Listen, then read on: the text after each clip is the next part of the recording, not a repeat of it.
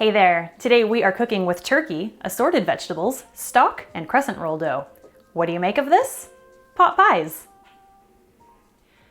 I invented this take on pot pie one miserable winter day when I wanted something really hearty, but I also was not about to leave the house to go to the grocery store.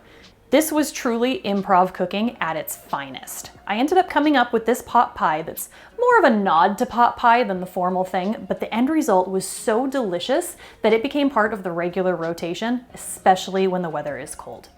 So the first thing you're going to do to get started for this pot pie is just a little bit of prep work. We're going to start by chopping up an onion. So we're going to do just that handy dandy diced onion magic trick that I have shown in other episodes, where you slice off the leafy tip, slice it right down the middle of the root end, and pull off a couple layers of onion just to make sure there is no papery skin. That is the worst bite of onion you will ever have. Make sure you get off every last little bit of it. I'm just going to do the other half of the onion as well. Got onion skins flying everywhere. I'm just going to do that right over the sink. Less cleanup in the future. Okay, and now that the onions are nice and peeled, you're just going to go in and do some slices that run the length of the onion, fairly close together because this is going to be the start of our dice.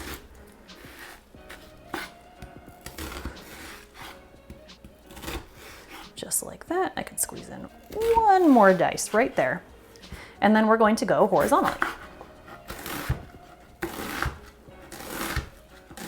Just like that. And what will happen is as you slice your horizontal lines, it will start to fall apart into nicely diced little pieces of onion. So handy, such a great time saver. Once you get close to the root end, just take that whole piece, throw it out. That's also the point, I have heard, rumors has it, where the most tear-inducing part of the onion is actually closer to the root. So if you just leave that part intact, a lot less crying while you're prepping.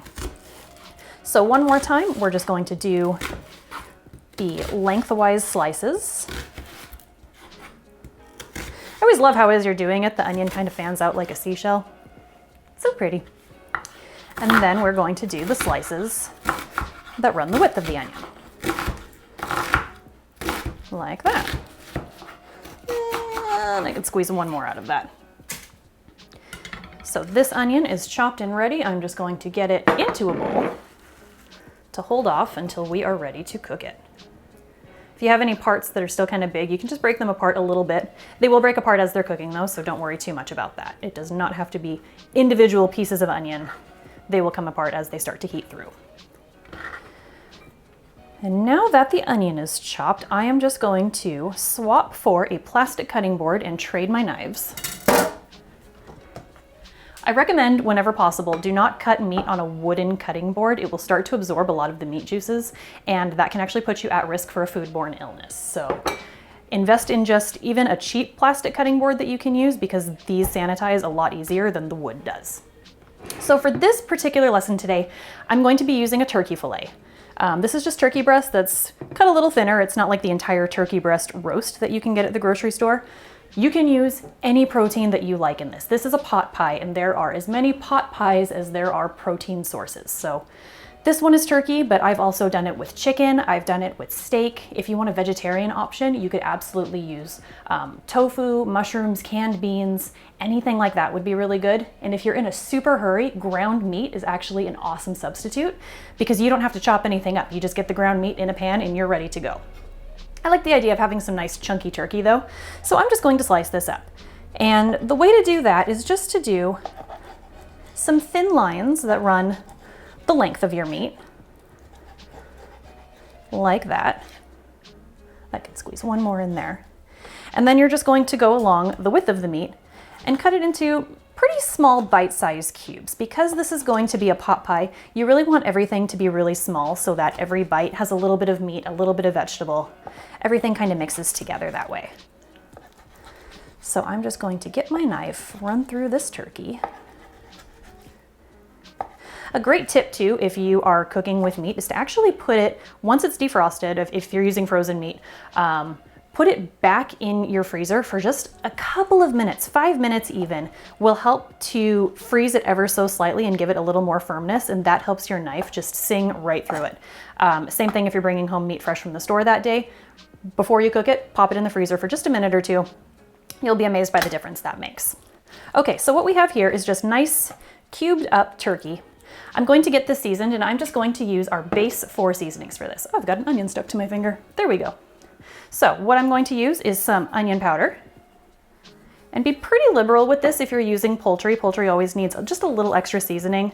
It absorbs flavor beautifully, and it just makes for such a nicely flavored anything whenever you're cooking with it.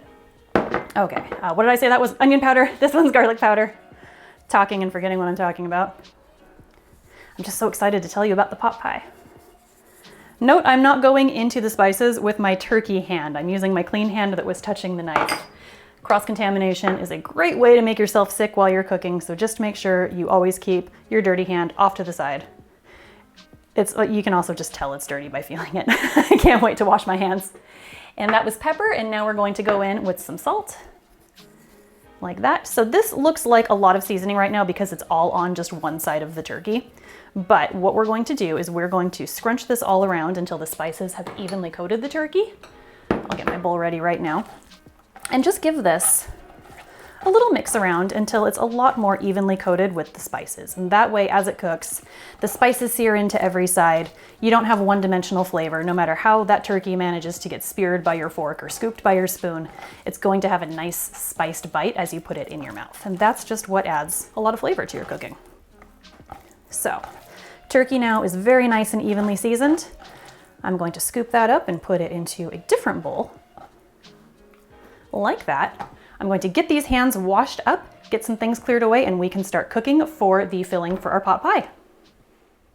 Okay, so everything is prepped and ready. Let's get going on the filling for our pot pies. So the first thing I'm going to do is into a good hot pan, I'm going to be putting about a teaspoon of oil. And for this, you want to use a light oil. I'm using olive oil. You can also use canola oil, vegetable oil, anything like that will be fine for this. So while that oil gets nice and hot, I am also going to be starting with warming up some stock. So I am using chicken stock because we're doing a turkey pot pie, and I like the idea of keeping poultry together. You can mix and match however you like though. Use what you like, use what you have. It will still be absolutely delicious. So what I'm going to do is just start by warming up 2 cups of stock. And because we are making a gravy, you do want to start with a warm liquid. I'm going to do it in a pot just so you can see what's happening, but if you want to, you can absolutely feel free to do this in a microwave. It's a lot faster and it's a lot less cleanup, so you do what works for you. So we will get that warming up, and I'm just going to check on this oil. So I'm going to just move it around the pan so that there is lots of oil for this turkey to go into and make sure nothing sticks. And you will know when your oil is hot enough when it begins to ripple a little bit, which is exactly what it's doing there. So I'm going to get some tongs. We're going to take this turkey that we've already sliced up and seasoned, and I'm just going to do a test turkey drop. That's that sizzle that we want to hear. Now that I know the pan is hot enough, everything else is going in. So you want to make sure that your protein, whatever you choose to use, is all in one nice even layer. What we want to do is just get the meat nicely browned and seared. We don't want to steam anything, and if it is stacked on top of each other, it's going to steam instead of getting a nice sear. So space it around, move it around. But do try to work quickly because any part that has come into contact with the pan is going to want to stick until it's ready to be flipped over. So that looks good. And I'm just going to let this sit for about a minute, maybe 2 minutes, depending on how hot the pan is. So one thing to know when you put any kind of cold protein into a hot pan is it is going to lower the temperature of your pan a little bit. It's going to absorb some of that heat. So you need to give it just a minute or 2 longer on the first side than you do on the second side, because what will happen is as that first side is cooking, everything is kind of coming back up to temperature, and after that, things happen a lot more quickly. So if it ever feels like when you're cooking, that first side just takes forever, it's because it does. I recommend if you're in the habit of moving things around while you're waiting for it to cook, just set a timer for 1 or 2 minutes and back away, because 2 minutes really does feel like a lifetime when you're cooking sometimes, and having that to remind you not to touch anything yet will really help. So the reason you don't want to move anything around too much is just because as it's still first cooking and first searing, it's going to stick to the bottom of that pan. Once it's ready to be flipped over, it's no longer sticking. So don't feel like if I don't move it, it's going to stick. It's actually the opposite. If you do move it, it's going to stick. So let it sit. Give it a test after about 2 minutes has gone by, and as you can see, we've got a nice brown crust going. So I am going to start flipping this turkey over and get the other side cooking. So the center of your pan is always going to be the hottest because that's the part that is directly over your heat source. So start flipping your meat from the middle and work your way to the outside. A bit like a ripple effect in water.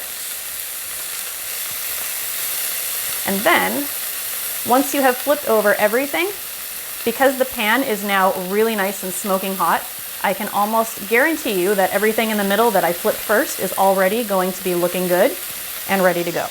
So my stock is nice and warm here. I'm just going to lower the heat down. It doesn't need to be boiling, it just needs to be warmed through. Just keep an eye on that if you're doing it on a stovetop. Look how nice and golden brown that turkey is. So what we've got there is flavor. It's always worth that extra step to just get the meat really nicely seared because that's going to add just a really nice, long, slow-cooked depth of flavor to your pot pie, even though we've actually put this together in just a couple of minutes. Okay, so I'm gonna just check the middle ones and see. So now everything is cooked on both sides. So at this point, the turkey is probably not cooked all the way through, but having it seared on both sides is good enough because we're going to continue making the entire base for our pot pie right here in this same pan. So I'm gonna get this turkey kind of out of the way. Check and see how your pan looks. If it needs any more oil, just put another little dribble of oil in there because the next thing going in is the onions. And I just wanna make sure those do not burn. So, in with the onions. And we're going to give these another minute or two just to warm through as well. So what we don't want is raw, crunchy onion inside of the pot pie because that's not going to taste very good. It's not going to be a good mouthfeel. What makes for a really nice pot pie is just when all of the vegetables are really nice, really soft, really well cooked, and let that crust be the crunchy, flaky part when you take a bite. So I'm going to get these onions kind of broken up a little bit. Thanks to our magic slicing trick, they're pretty much already diced. You just have to separate each individual layer. You just do that by poking it with your tongs or your spoon, whatever you're using to cook. And I'll give them a little mix. The other nice thing is by cooking all of this in the same pan, now that the onions are starting to sweat a little bit, they're actually scraping up some of those browned turkey bits from the bottom of the pan, and that also is going to add a really nice depth of flavor very quickly. So while these onions are warming through, I do want to talk just a little bit about the vegetables that are going to be going into this pot pie. So I've tried a couple of different ways, and I have found that if you really want your pot pie to mimic something that comes out of a pub or a diner, the secret is actually using frozen mixed vegetables, which is great because I always have a giant bag in my freezer. They're extremely affordable, and this is way less work for me because I haven't had to cut any of this stuff up. I'm going to be using 2 cups of frozen vegetables for this recipe. However, if you don't have these on hand, if you've got vegetables in your refrigerator that you need to clear out, absolutely use what you have, use what works. It's still going to be absolutely delicious. The one note that I want to make though is with the frozen vegetables, they don't need to be cooked as long because the freezing process actually makes them a little bit softer once they have defrosted. If you're prepping your own vegetables, you're going to want to put them in at the same time as the onions because you want everything to be really well cooked before it ever goes into that pot pie. So that said, these onions are now looking spectacular. Right here in the very same pan, we are now going to make our gravy. So move everything to the outer edge. You just want to have a nice kind of well in the middle to work in. We're basically turning this pan into a pot. So this is going to seem excessive, but bear with me here. I am going to be putting in 2 tablespoons of oil. And the thing to remember right now is we're making a gravy, and gravy is essentially fat. It needs fat. That's what makes it into a gravy. So put a lot of oil, I know, and to this oil, we're going to add, this is 2 tablespoons of oil, we're putting in 2 tablespoons of flour. So if you have seen our baked potato soup recipe, you will know that we are making a roux right now. Instead of using butter this time though, I'm going to be using oil. I'm going to take a wooden spoon for this and start whisking it around just to get the flour coated in the oil and starting to toast. So once the flour starts to absorb the oil, it's going to kind of look a little more liquidy because the flour and the oil are becoming one. And at this point, the flour is actually still totally raw. So you want to give it a minute or two to just really start to cook in this pan. You'll know it's ready when it starts to smell really nice and nutty. That's when you know it's time for the next step. Getting close. I'll work that around a little bit because the one thing you don't want is for it to burn. And because I'm working over pretty high heat right now, keep a close eye on it. You'll also see, I'm going to see if I can spread this out a little bit. As the roux is cooking, it starts to kind of do this lacy, bubbly thing. I don't know if you've ever made pancakes. It has a very similar effect. And once you start to see those bubbles appear, that's another good sign that you know it's starting to cook and it's starting to set properly. There we go. That is nice and toasty. So once this roux is ready, we are ready to go in with our warm liquid. And this is why the liquid was warmed beforehand, because now this warm oil is going to absorb the warm liquid. The flour's not going to seize up on you, the oil's not going to seize up on you, and that's how you get a really nice, smooth gravy. So I'm gonna just pour a little bit of the stock in at first and start whisking it around, just to kind of get this flour used to the idea that it's about to absorb a lot of liquid. Once you've done that, you can go in with the rest of it. So for 1 second, it's going to look like it has completely clumped together. Don't worry. That is the point where you're going to grab a whisk and just start giving it a really good stir. As long as everything is really nice and hot, it's not going to clump together. And as you can see, it's already starting to get a lot smoother.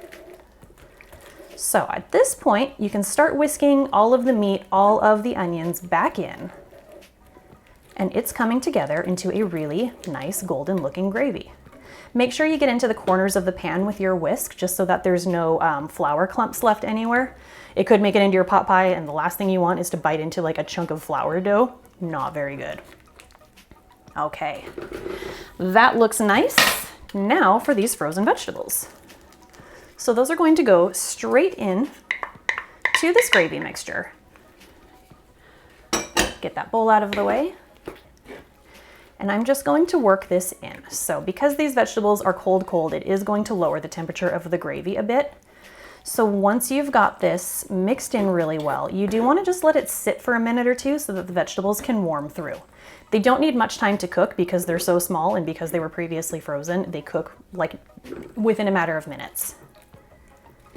So get that mixed up really well. There we go. That's looking good. And if you have ever cracked the shell on a pot pie pastry, this may start to look familiar. You can already see where we're going with this. I'm just going to give this 1, maybe 2 minutes to just warm through a little bit. While that is warming, I'm going to get this area cleaned up and I will show you how to assemble the pot pies. Okay, so our gravy has had a couple of minutes to thicken. Let's just take a look. This is beautiful. So the last step I want to do with this gravy before I get it into our bowls for the pot pies is just give it a quick little season. So I'm going to put in about 1/4 teaspoon of pepper. And because the stock that I used did not have any sodium in it, I'm going to be adding some salt. So for mine, I will be doing about 1/2 teaspoon of salt. If your stock, however, does already have salt added to it, I recommend you taste your gravy and salt it as you think you need to. I'm also just going to go in with a little bit of onion powder and a little bit of garlic powder. I like to do this at the end of the cooking because it just makes it a little more, the flavor is a little bit more forward in it versus if you do it while it's still in the very early cooking stages. Everything kind of muddles together a little bit. And in this, I do really like for those spices to stand out as you're eating the pot pie. So get that mixed in. There we go, that looks nice. And then I'm going to be ladling all of this into bowls. So a quick note on the bowls. I am using oven-proof bowls. If you have any doubt as to whether your bowls can safely go into an oven, do not do this. Instead, you can use these cute little individual pie tins. You can get these in most grocery stores just on the baking aisle where they keep the foil and other things like that. These actually came from my local dollar store. Or, barring that, you can just use a big baking dish as well, make one giant pot pie, and then scoop it out into individual servings. So use what works for you, use what is safe for you. I, however, am going to be using my cute little individual pots so that I can have individual pot pies. So what I'm going to do is just ladle this beautiful gravy filling into each bowl. And this will make enough for 2 very big, generous pot pies. You can certainly double this recipe up if you want to make more. Triple it, quadruple it, do whatever works for you. There we go. We'll get the second one in. This looks so good already, and it's only going to get better. So for these bowls, I like to fill them almost to the top, but do give them just a little bit of room so that if the gravy starts to boil while it's in the oven, it doesn't go all over your oven. That is a lot of cleanup that you do not want to have to do. Okay, these look good. I'm just gonna shake it down a little tiny bit. And then to top these, on that miserable winter day that I had mentioned when I did not want to leave the house, I didn't want to do a lot of extra cooking. What I ended up using was just pop tube pastry. So what this is it's a crescent roll dough. You can also use biscuit dough. You can use puff pastry dough that comes from a freezer aisle. Pre-made pie crust absolutely works for this. I just really like to use the crescent roll dough because it really puffs up nicely while it's in the oven, and I just think it makes it extra delicious, extra special. So all I'm going to do is get this dough covering the bowls. Let's see, I thought I was going to need 4 strips, but I'm actually only going to need 3. And it's okay if there's a little bit of a gap between them because that's actually going to allow some steam to escape while it cooks. That's a good thing. And then with the extras, you can make it as pretty or as rustic as you want it to look, but do try to get it sealed around the outside of your bowls. I'm just going to kind of gather it, pinch it a little bit.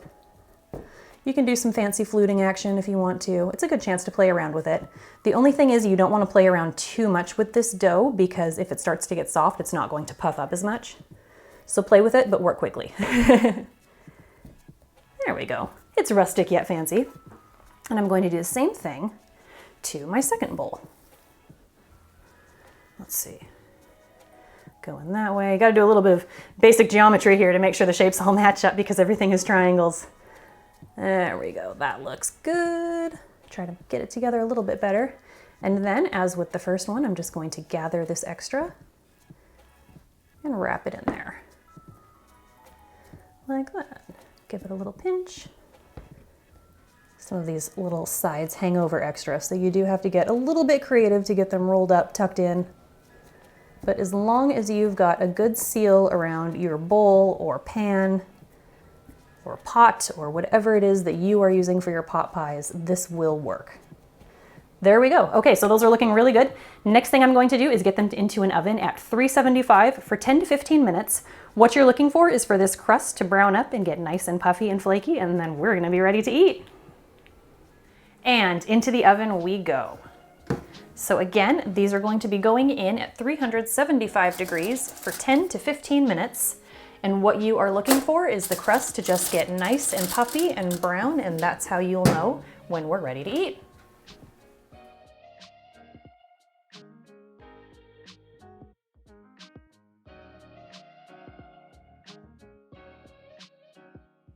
All right, it's time to take a look at these pot pies. I am going to very carefully try to remove these from the oven because they are hot and they are heavy.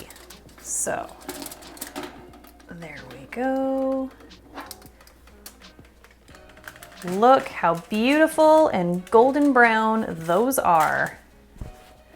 Let's have a look inside, shall we? I'm gonna get a little pot holder on this because it is hot. Ooh, you can just hear that pastry cracking, and inside is all of that nice, beautiful gravy. That is going to be an amazing, hearty meal for any night of the week. And these are my delicious, flaky, savory pot pies. This recipe can be found in the description below. Please like and subscribe for more videos. I'm Jessica. Thanks for watching.